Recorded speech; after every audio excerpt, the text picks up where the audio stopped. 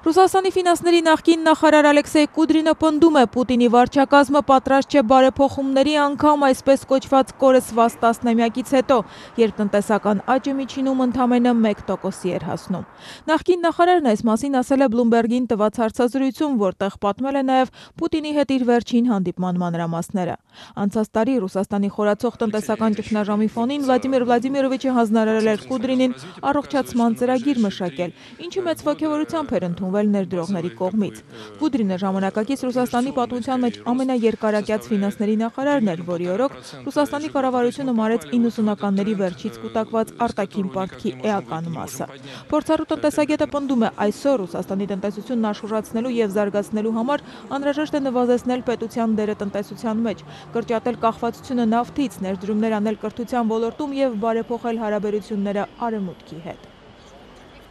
Например, нефтяной сектор весь должен быть приватизирован в ближайшие 7-8 лет. Все. Օրինակ, նավթային ոլորտը պետք է առաջիկա 7-8 տարիների ընթացքում ամբողջությամբ սեփականաշնորհվի։ Մենք այնտեղ պետական ընկերությունների կարիք այսօր չունենք։ Պետությունը պետք է միջամտի միայն անվտանգության, երբեմն սակագնի հարցում։ Մնացած խնդիրները գործարարներն իրենք կլուծեն։ Պետական ընկերություններում դոտացիաների տեսքով ներդրումներ անելու փոխարեն կառավարությունը պետք է այդ գումարները ենթակառուցվածքների զարգացման ուղղի։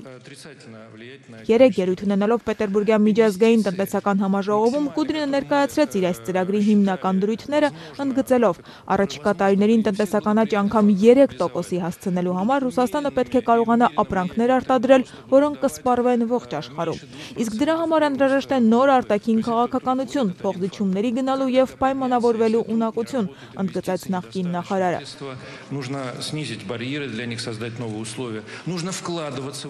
Տնտեսական աճի ավելի բարձր տեմպ ունենալու համար անհրաժեշտ է ոչ միայն պայմաններ ստեղծել նոր արարության ու արտադրության զարգացման համար, այլև դուրս գալ մրցունակ շուկա ու դիմանալ այդ մրցակցությանը։ Մեզ մեր ներքին շուկան բավարար չէ։ Տնտեսությունը աշխուժացնելու համար մեզ անհրաժեշտ է կրկնապատկել ոչ հումքային արտահանումը, ինչը նավթ ու գազ վաճառելուց շատ ավելի բարդ է։ И внутренний рынок для этого недостаточно. Нам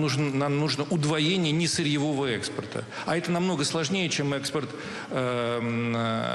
нефтегазовых ресурсов. Նախկին նախարարը սակայն թերահավատ է, որ գործող իշխանություններն իր այս առաջարկներին կհետևեն։ Դրանք շարքից կհանեն Պուտինի ստեղծած կենտրոնացված կառավարման համակարգը, որը արտոնություններ է տալիս իշխանությանը մոտ կանգնածներին։ Bloomberg-ին տված հարցազրույցում պնդել է Կուդրինը, ընդգծելով. Ռուսաստանը աղետալի ձևով ժամանակ է կորցնում։ Իշխանությունները ցավոք շատ դանդաղ են հասկանում, որ անհրաժեշտ են կառուցվածքային փոփոխություններ։